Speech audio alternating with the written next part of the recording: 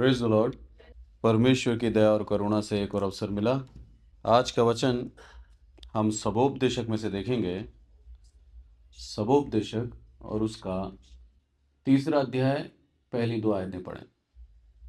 हर एक बात का एक अवसर और प्रत्येक काम का जो आकाश के नीचे होता है एक समय है, जन्म का समय और मरण का भी समय, बोने का समय और बोए हुए को उखाड़ने का भी समय है। आमीन। क्या लिखा है यहाँ पर? हर एक बात का एक अवसर और प्रत्येक काम का जो आकाश के नीचे होता है एक समय। मनुष्य जीवन बहुत ही छोटा है परमेश्वर की नज़र में। मनुष्यों की नज़र में हमें बहुत बड़ा दिखता है। परमेश्वर की दृष्टि में मनुष्य जीवन बहुत छोटा है। परमेश्वर ने मनुष्य को बनाया और उसको सदा के लिए पृथ्वी के ऊपर रखा। उस समय मृत्यु नहीं थी।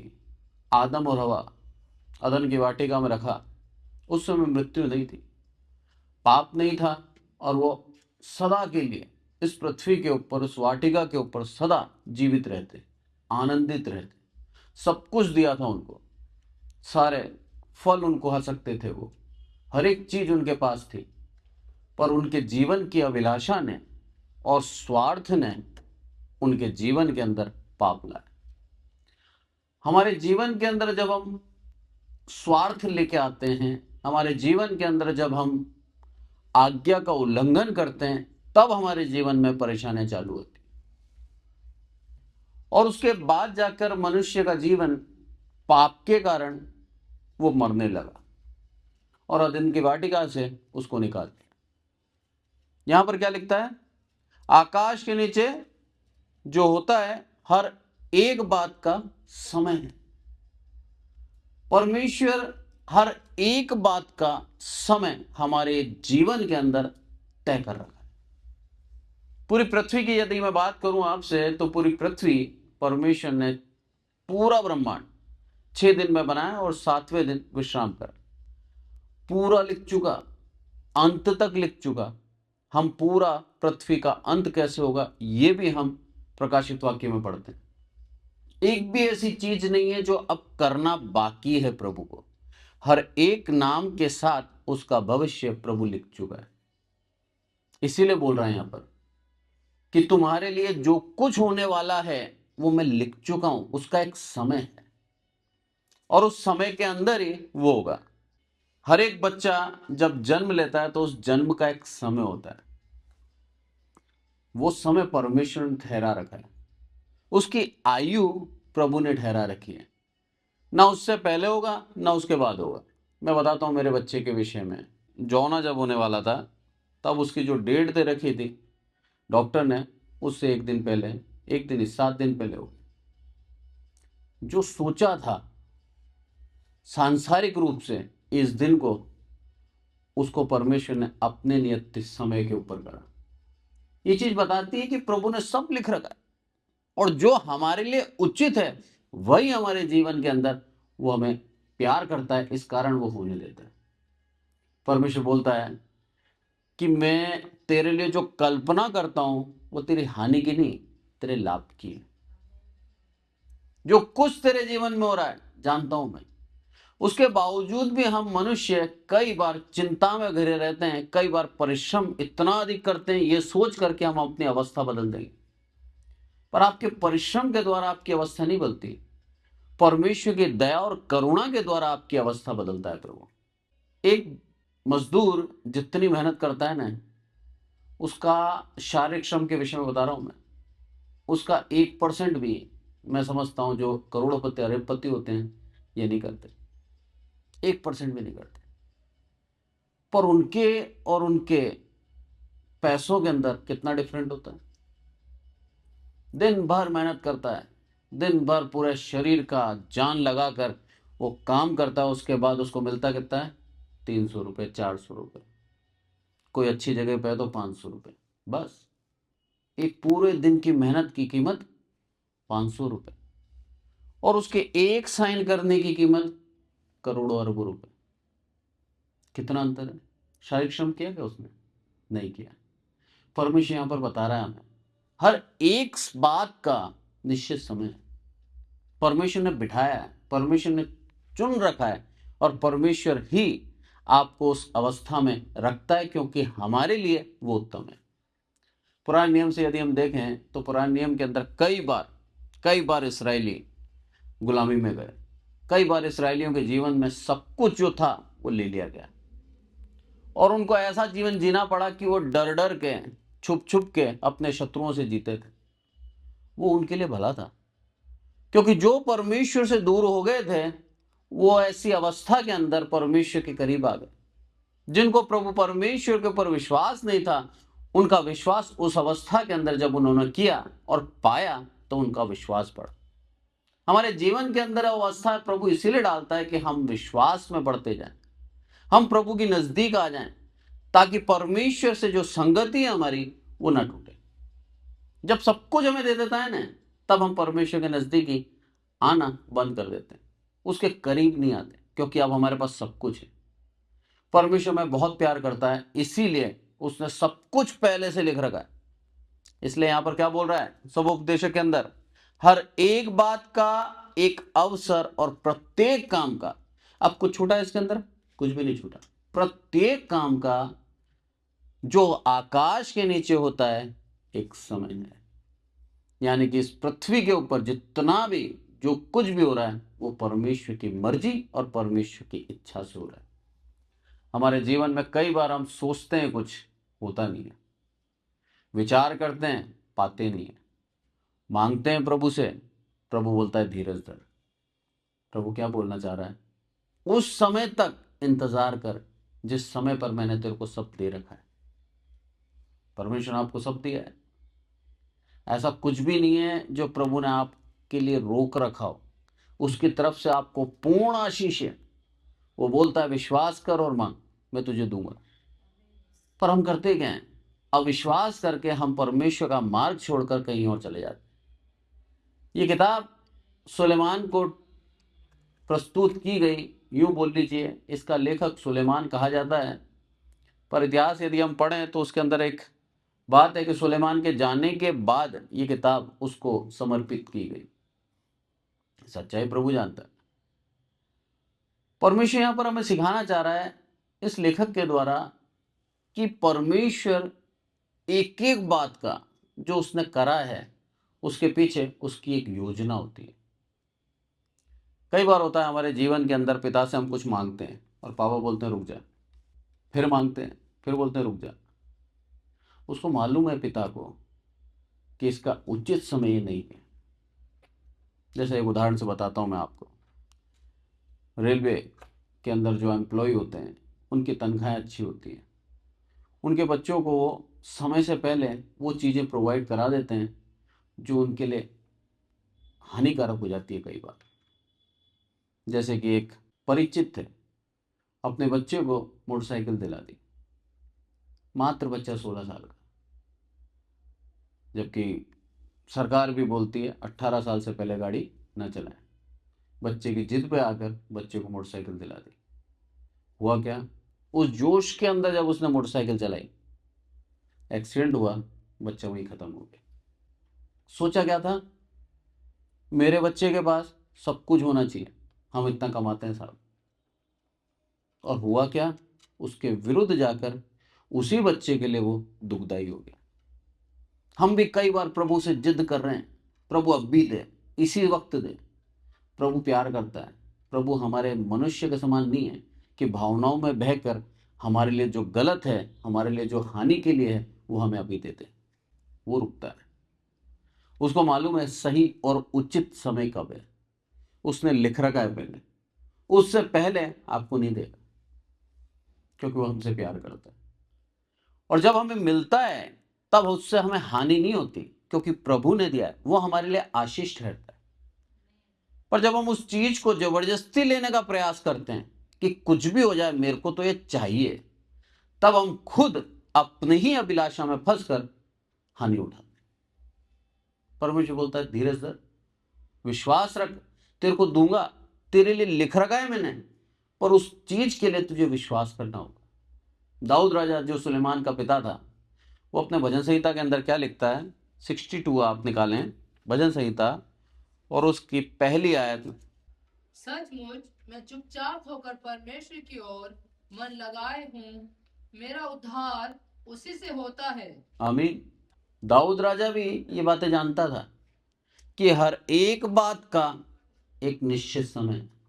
क्या बोलता है यहाँ पर, सचमुच मैं क्या कर रहा हूं, चुपचाप होकर परमेश्वर की ओर मन लगाए हूं। ऐसा कौन है जिसके जीवन के अंदर एक तूफान चल रहा हो और उस अवस्था के अंदर वो चुपचाप रहे? बहुत मुश्किल है, असंभव बोलूंगा मैं। ऐसे में इंसान भागता है, अपने आप को बचाता है, इधर उधर प्रयास करता है, पर दाऊद राजा क्या बोलता है, मैं चुपचाप हूं प्रभु। आसान जीवन नहीं था दाऊद का, मैं कई बार बोल चुका हूं। प्रतिदिन शाऊल उसको मारने के लिए भागता था, प्रतिदिन दाऊद को अपने प्राणों को बचाना पड़ता था। खाना नहीं था इसके पास, जहां पर रुकता था वहां के आसपास रईसों से खाना मांगता था, उसके बाद इसको पास खाना था। ये कोई खेती नहीं करता था, इस समय जानवर नहीं पाल रहा, इस समय चरवाहा नहीं है, इस समय इसका टाइटल दिया गया इसको कि ये भगोड़ा है और अपनी जान को बचा के भाग रहा है। इसके साथ 600 से ज्यादा लोग हैं और ऐसी अवस्था के अंदर कोई भी इसका सहारा नहीं है। जहां जाता है वहीं इसकी मुखबरी हो जाती है और शाऊल उसको मारने आता है। ऐसी अवस्था में क्या बोलता है, मैं चुपचाप होकर मन लगाए हूं प्रभु की ओर। अरे ऐसी अवस्था में हम आ जाए ना, चिड़चिड़े हो जाएं और यहां तक कि आत्महत्या कर लें कि प्रभु इससे अच्छा वो मारे, मैं खुद मर जाता हूं। 25,000 की सेना लेके आ रहा है, आप बच सकते हो? नहीं बच सकते। और ऐसी अवस्था के अंदर दाऊद क्या बोलता है, चुपचाप होकर, मुझे मालूम है मेरा उद्धार तू करेगा और कोई नहीं कर सकता प्रभु। ये असंभव काम को संभव करने की शक्ति और सामर्थ्य परमेश्वर में, जिसको मैं पूर्ण दिल से प्रेम करता हूं। ये दाऊद राजा का नेचर था, ये व्यवहार था उसको। क्या बोलता है, चुपचाप होकर, मैं जानता हूं हर एक बात का एक अवसर है। जबकि लिखा है इसके पुत्र ने, पर उस आत्मा ने इसको भी समझा रखा था कि हर एक बात का एक अवसर है, चुपचाप रहे, मेरे पे विश्वास कर, हर एक बात का एक अवसर है। परमेश्वर की दया देखिए, दाऊद को लगभग 7 साल दाऊद भागता रहा और 7 साल के अंदर शाऊल का पतन होता गया। 7 साल के अंदर शाऊल की जो फेम था, जो प्रसिद्धि थी, वो घट गई और उसके बाद जाकर शाऊल ने आत्महत्या करी। जो मारना चाहता था वो मर गया और वो अवसर आया, जो अवसर दाऊद को राजा बना दिया। कितना भी मेहनत कर लेता दाऊद, कितना भी अच्छा योग्य सेनापति बनकर अपन को दिखा देता, 7 साल के अंदर वो राजा नहीं बन सकता था। खींच के मंत्री बन जाता, ज्यादा से ज्यादा राजा के नीचे पहला पद ले लेता, पर राजा नहीं बन पाता 7 साल के अंदर। पर जब उसके जीवन के अंदर ये गिरावट आई और उसको भागना पड़ा, उस समय पर उसने चुपचाप होकर परमेश्वर के ऊपर मन लगाया। उसको मालूम है हमारे मुंह के जो वचन हैं, जो हम बड़बड़ाते हैं, जो हम गलत बोलते हैं, ये हमारी आशीषों को खा जाते हैं, हमारी आशीषें दूर चली जाती हैं और हम परमेश्वर के नजदीक ना होकर परमेश्वर से दूर हो जाते हैं। और जब हम परमेश्वर से दूर हो जाते हैं तब आप जान लीजिए आपकी जो आशीषें हैं वो आपको नहीं मिलेगी। इसलिए बोलता है दाऊद राजा, मैं चुपचाप रहा प्रभु, इस मुख से तेरी अनादर नहीं किया, इस मुख से मैंने कुछ बोला नहीं, मुझे मालूम है तू मेरे साथ है। आज ये विश्वास प्रभु देखना चाहता है मसीहों के साथ। आपके ऊपर सताव हो रहा है, उपद्रव हो रहा है, परेशान किया जा रहा है, आपको नीचा दिखाया जा रहा है, आपके सम्मान का अपमान किया जा रहा है, प्रभु बोलता चुपचाप है, तेरे साथ में खड़ा हूं और ये मेरी ही योजना है कि मैं तुझे दृढ़ बनाऊं। साफ साफ लिखा है, मैं जानता हूं जो कल्पनाएं मैंने तेरे लिए करी है, मैं जानता हूं। और इसी बात पर हमें विश्वास रखना है कि जो अवस्था है हमारी, वो अवस्था मेरा पिता परमेश्वर जानता है। अगर वो जानता है आपकी अवस्था, तो उसका निवारण भी उसने लिख रखा है। ये चीज ध्यान रखें आप। हमारे जीवन के अंदर प्रभु उस अवस्था में नहीं डालता, बाइबल कहती है, जहां से हम निकल ना पाए। वो बोझ ज्यादा नहीं डालता जिसको हम उठा ना सकें, उतना ही बोझ डालता है जितना हम उठा सकें। परमेश्वर के दासों से आप देख लीजिए, हर एक को अलग अलग तरीके का बोझ दिया। दाऊद को भागने का बोझ दिया, वो भागा बेचारा और अपने प्राण को बचाया और वहां पर वो निकल कर आया। यूसुफ के जीवन से हम देखते हैं, यूसुफ के जीवन के अंदर अलग ही दुविधा थी। अपने भाइयों के द्वारा उसको विश्वासघात मिला और उसको बेच दिया गया। आसान नहीं है, ये सुन लेना। ये किसी के ऊपर जब बीतती है तब उसके समझ में आती है कि क्या हुआ मेरे साथ, और उसका दिल कितना बड़ा कर दिया। जब भाई उसके पास गए तो ना केवल उनसे प्रेम किया बल्कि उनको अपने पास रखकर उनका लालन पोषण किया। हम क्या करते हैं, तुम ही थे ना जिसने मुझे बेचा था, बंदी गृह में डाल दो इनको, अब मेरे पास मौका है बदला लेने का। पर उसने क्या बोला, बोला प्रभु की योजना थी ये, मुझे उस परमेश्वर पे भरोसा था कि जो कुछ मेरे जीवन में हुआ है वो परमेश्वर की योजना से हुआ है, ताकि मैं तुम्हारे आगे आ सकूं और तुम्हारे लिए प्रबंध कर सकूं। आमीन। क्या धन्यवाद दें हम इतने बड़े दिल का। परमेश्वर की योजना के ऊपर उसको भरोसा था। वो जानता था कुछ भी हो जाए मेरे जीवन के अंदर, मैंने परमेश्वर को नहीं त्यागा है और परमेश्वर के करीब में बना हुआ हूं, इसलिए मेरे जीवन के अंदर विरोध भी होता है, गलत भी होता है, अच्छा नहीं है, सब कुछ गलत भी चल रहा है, तो भी परमेश्वर की योजना है। इस कारण से यूसुफ पूर्ण मन से परमेश्वर के नजदीक बना रहा। लिखा है वचन के अंदर कि जैसे ही उसके ऊपर एक विपत्ति आती थी, उसके नीचे आयत में लिखा है परमेश्वर उसके संग संग था। आमीन। और ये विश्वास उसका बना हुआ था। आपके जीवन के अंदर परेशानी है, परमेश्वर आपके संग है। आपके जीवन में दुख है, धन्यवाद दें, परमेश्वर आपके संग है। वो आपको इस्तेमाल कर रहा है, वो आपको निखार रहा है, वो आपको एक सामान्य मेटल से सोना बना रहा है, सारी अशुद्धियां निकाल रहा है आप में से, और वो चाहता है आपको निखार कर उस शिरोमणि बना देना, ताकि लोग बात देखने पाए कि ये बिल्कुल मामूली था, आज परमेश्वर ने उसको बहुमूल्य बना दिया।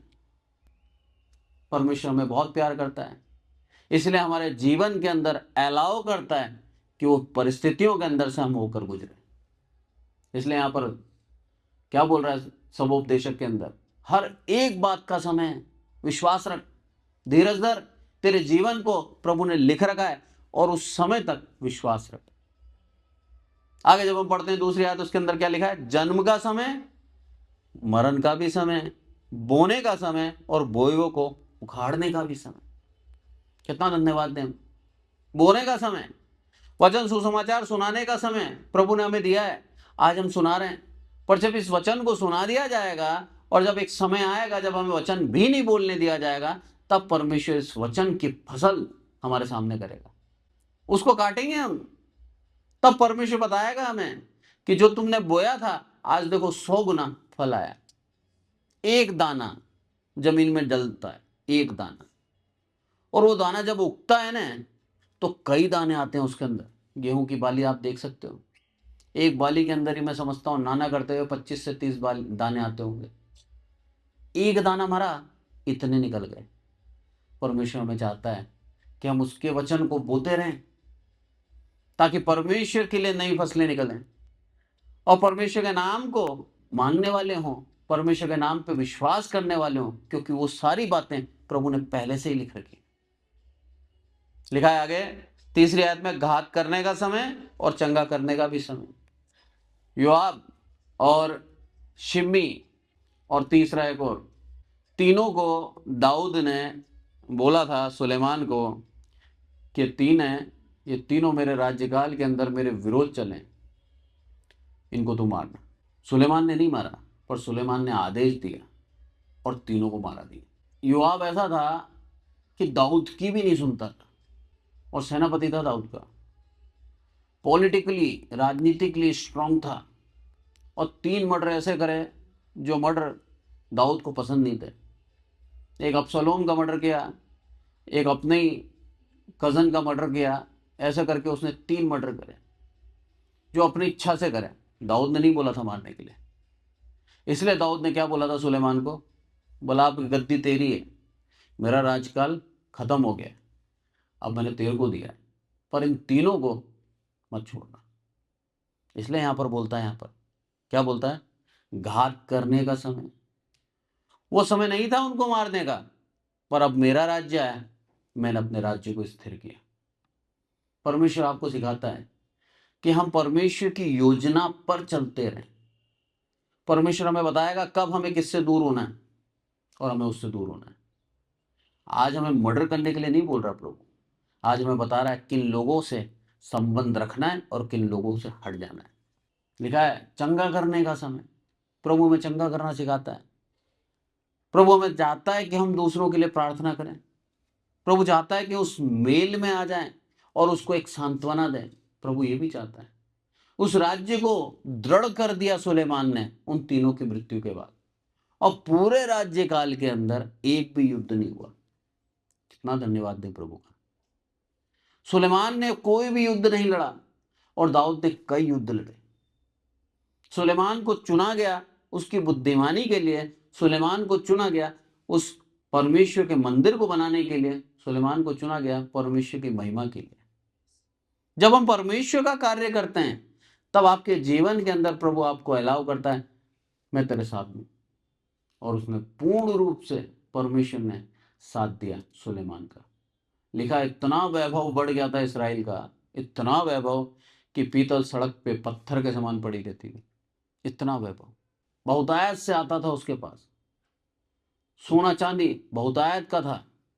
इतना प्रभु ने उसको दिया क्योंकि वो लगा कहाँ रहा था, परमेश्वर के मंदिर में। आज जब हम इस मंदिर को बनाते हैं, परमेश्वर के करीब आते हैं और परमेश्वर की इच्छा पर चलने को तैयार हैं, आप जान लीजिए प्रभु आपकी सहायता करेगा। क्योंकि एक भी व्यक्ति जो अपने आप को परमेश्वर के करीब लाना चाहता है, परमेश्वर उसकी सहायता करता है, एक को भी नहीं छोड़ता। प्रेरितों के काम निकालें और उसका 8वां अध्याय 26वें आयत निकालें। फिर प्रभु के एक स्वर्गदूत ने फिलिप्पुस से कहा, उठ और दक्षिण की ओर उस मार्ग पर जा जो यरूशलेम से गाजा को जाता है, यह रेगिस्तानी मार्ग है। आमीन। कहाँ भेजा? रेगिस्तानी मार्ग, मरुभूमि में। बोला जाओ वहां पर। किसके लिए भेजा? 27वीं आयत। वह उठकर चल दिया और देखो कुश देश का एक मनुष्य आ रहा था जो खोजा और कुशियों की रानी कंदाकी का मंत्री और खजांची था। वह आराधना करने को यरूशलेम को आया था। 28वीं पढ़ें। वह अपने रथ पर बैठा हुआ था और यशाया भविष्यद्वक्ता की पुस्तक पढ़ता हुआ लौटा जा रहा था। आमीन। इसकी इच्छा हुई परमेश्वर को जानने की। कहाँ का था ये? कूश देश का था और रानी का खजांची था। ये एक बड़े पद पे था। ये सारा पैसा इसके पास था, इसको किसी बात की कमी नहीं थी। परमेश्वर ने इसको सब दिया था। रथ, उस समय रथ पे चलना यानी कि आज का अंबानी। इतना पैसा इसके पास। और इसने खोज किसकी करी? उस पैसे की खोज नहीं करी, इसने सच्चे परमेश्वर की खोज करी। आराधना करने ये यरूशलेम आया था। इसकी इच्छा थी कि परमेश्वर को जानूं मैं। और जैसे ही इसने अपनी इच्छा जाहिर करी मन के अंदर, परमेश्वर ने स्वर्गदूत के द्वारा फिलिप्पुस से क्या बोला? बोला रेगिस्तान में जा। वहां अकेला यही व्यक्ति है, जिस मार्ग से वो जा रहा है उस मार्ग पे तो उसको मिलना और उसको समझाना कि कौन है परमेश्वर। और वो भाग के गया। परमेश्वर किस तरह से एक एक भेड़ को बचाता है। वो इसकी भेड़ है, परमेश्वर की भेड़ है वो। परमेश्वर ने उसको वहां से भेजा कि तू आराधनालय में आराधना कर और वहीं पर मैं तुझे क्या करूंगा? अपने दास के द्वारा तेरा उद्धार करूंगा। और आगे जब हम पढ़ते हैं उसके अंदर लिखा है, तब आत्मा ने फिलिप्पुस से कहा, निकट जाकर इस रथ पर साथ हो ले। और फिलिप्पुस उसकी ओर दौड़ा और उसने उसे यशायाह भविष्यद्वक्ता की पुस्तक पढ़ते हुए सुना और पूछा, तू जो पढ़ रहा है क्या उसे समझता भी है? आज जो हम पढ़ रहे हैं बाइबल, समझ रहे हैं? समझ रहे हैं, क्योंकि हमें समझाने वाला पवित्र आत्मा है। उस समय पवित्र आत्मा नहीं था उस कुशी के पास। जब बपतिस्मा दिया गया जब परमेश्वर ने उसको चुना तब उसके पास वो आत्मा है। क्या बोलता है यहाँ पर? पढ़ता है, उसको समझता भी है। उसने कहा जब तक कोई मुझे ना समझाए मैं कैसे समझूं। और फिलिप्पुस ने पूरा समझाया उसको प्रभु यीशु मसीह के बारे में। और यहां पर जब हम पढ़ते हैं 38वीं आयत, इसे आप पढ़ें। तब उसने रथ खड़ा करने की आज्ञा दी और फिलिप्पुस और खोजा दोनों जल में उतर पड़े और उसने खोजा को बपतिस्मा दिया। आमीन। हाँ, आयत क्या बोल रही है यहाँ पर? उसने उसी समय क्या करा? उस खोजे को बपतिस्मा दिया। उससे ऊपर लिखा है यीशु मसीह परमेश्वर का पुत्र है, मैं विश्वास करता हूं। आमीन। इस बात पे विश्वास कर लेना यीशु मसीह परमेश्वर का पुत्र है, काफी है। और इसी विश्वास के द्वारा वो उद्धार पाया। क्या लिखा है यहां पर? उसने खोजे को बपतिस्मा दिया। एक व्यक्ति, इसको भी लिख रखा था, ये घटना होगी, इस घटना के विषय में भी पहले से ही लिख रखा था। यही चीज समझा रहा है सुलेमान अपने वचन के अंदर। हर एक बात का अवसर है, जो हो चुका और जो होने वाला है, हर एक बात लिखी हुई है। परमेश्वर में सिखा रहा है। 6 अध्याय में आए सबोपदेशक, 6 अध्याय और उसकी पहली आयत। एक बुराई जो मैंने धरती पर देखी है वह मनुष्य को बहुत भारी लगती है। हाँ, दूसरी भी पढ़े। किसी मनुष्य को परमेश्वर धन, संपत्ति और प्रतिष्ठा यहाँ तक देता है कि जो कुछ उसका मन चाहता है उसे उसकी कुछ भी घटी नहीं होती, तो भी परमेश्वर उसको उसमें से खाने नहीं देता, कोई दूसरा ही उसे खाता है। यह व्यर्थ और भयानक दुख है। कैसी बात है ना? एक बुराई जो मैंने धरती पे देखी है, क्या है बुराई है वो? कि प्रतिष्ठा, धन, संपत्ति यहां तक दे दी प्रभु ने कि उसके पास किसी बात की कमी नहीं। पर समस्या क्या है? तू खुद नहीं खा सकता उसमें से, कोई दूसरा ही खाएगा। कितना बड़ा दुख है, कितना बड़ा दर्द है। इसको एक उदाहरण से समझें। आपने घर के अंदर बनाई बिरयानी, बहुत स्वादिष्ट खुशबू आ रही है, बहुत ही अच्छी बनी है, पूरा पैसा आपका लगा है, मटन भी आप लेके आए, सारा काम हो गया, प्लेट लगा के जैसे ही आपके सामने आए और आप क्या बोले? डॉक्टर ने मना कर रखा है मुझे मीट खाने के लिए। और आपके सामने ही आपके परिचित पूरा ख़त्म कर जाए और आपके लिए एक खिचड़ी लिया है। कैसा लगेगा? भयानक है ना? पर ये सच्चाई है। प्रभु ने दिया है, धन्यवाद दें। प्रभु की दया से आज हम खा पा रहे हैं। प्रभु क्या बोलता है? मेहनत करी उसने, सब कुछ अपना कर लिया, पर मैंने क्या करा? उससे वो आशीष छीन ली। क्यों? अनर्थ करके कमाए। क्योंकि जब प्रभु आशीष देता है तो उसके अंदर दुख नहीं देता। पर जब हम खुद उसको पाने का प्रयास करते हैं, कैसे भी करके मैं धनी हो जाऊं, तब आप धनी तो हो सकते हो अनर्थ करके, पर उस आशीषों का भोग नहीं कर पाओ, खा नहीं सकते हो। लिखा है यहां पर कोई और ही, कोई दूसरा ही उसे खाता है, यह भी व्यर्थ और भयानक दुख है। सब कुछ है मेरे पास, पर मैं कुछ कर नहीं पा रहा। मैंने कई करोड़पति को देखा है, व्यक्तिगत रूप से जानता भी हूं, सब कुछ है उनके पास, पर बीमारियां इतनी हैं कि डॉक्टर ने सब मना कर रखा है। पैसा बहुत है, पर बीमारी ऐसी है कि सही तरह से चल नहीं पा, उसका इलाज भी नहीं। कैसी भयानक दुख है ना? ये दिमाग है ना, दिमाग हमें लगता है छोटा सा है, पर पूरे शरीर को ये दिमाग कंट्रोल करता है। और इस दिमाग के अंदर थोड़ा सा भी हेर फेर हो जाए, ये शरीर कभी भी खत्म हो सकता है, पैरालाइज हो सकता है, हमारा कोई अंग काम ना करे, ऐसा हो सकता है। परमेश्वर की दया से आज हम स्वस्थ हैं। हमको प्रभु ने एक स्वस्थ दिमाग दिया है, हम सोच पा रहे हैं, हम परमेश्वर के गानों को गा पा रहे हैं, उसकी बाइबल को पढ़ पा रहे हैं। धन्यवाद दें उसका। धन के पीछे भागना व्यर्थ है। परमेश्वर ने हमें सिखाया यहाँ पर हर एक बात का निश्चित समय है। अगर तेरे जीवन के अंदर प्रभु ने तेरे को उठाकर ऊपर बनाया है, मेहनत कर या ना कर, पहुंचा देगा प्रभु। आपकी मेहनत के द्वारा आप उसको अचीव नहीं कर सकते, परमेश्वर की दया और अनुग्रह के द्वारा आप उसको अचीव कर सकते हैं। दाऊद राजा के जीवन से देखते हैं हम, उसने मेहनत नहीं करी कभी भी कि राजा बने। उसने सिर्फ ये चाहा कि मेरे पास प्रभु हमेशा रहे। उसकी आराधना करता रहा, प्रभु को प्रसन्न कर रहा, प्रभु की नजदीकी में बना रहा। परमेश्वर ने उसको राजा बनाया। उसकी योग्यता से राजा नहीं बना, वो परमेश्वर की दया से राजा बना।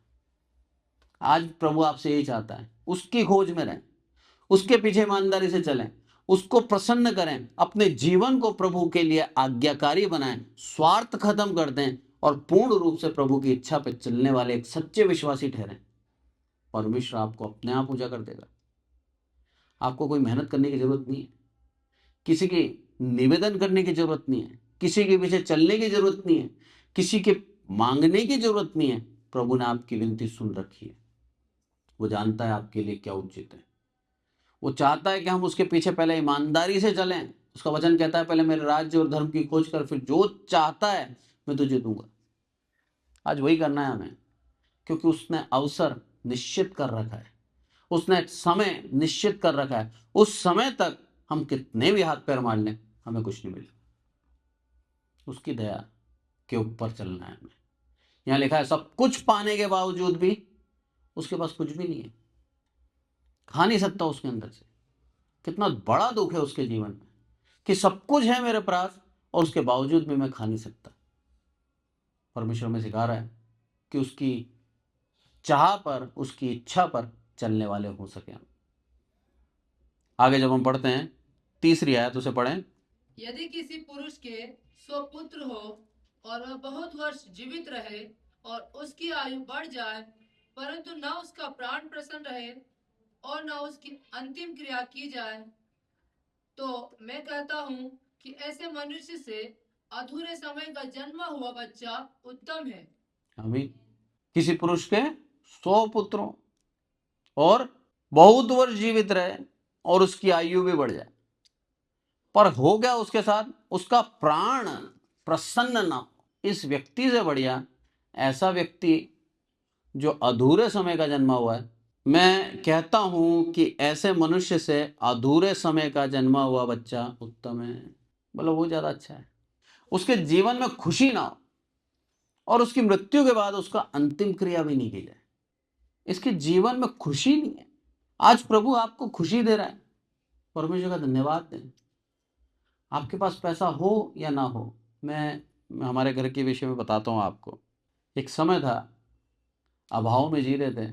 मेरे पापा अकेले ही कमाते थे और हम 4 बच्चे। मेरी माँ और मेरे पापा मेहनत करके हम चारों को पालते थे। हमारे घर के अंदर कई बार इतना अभाव होता था कि पर्याप्त तो भोजन नहीं है।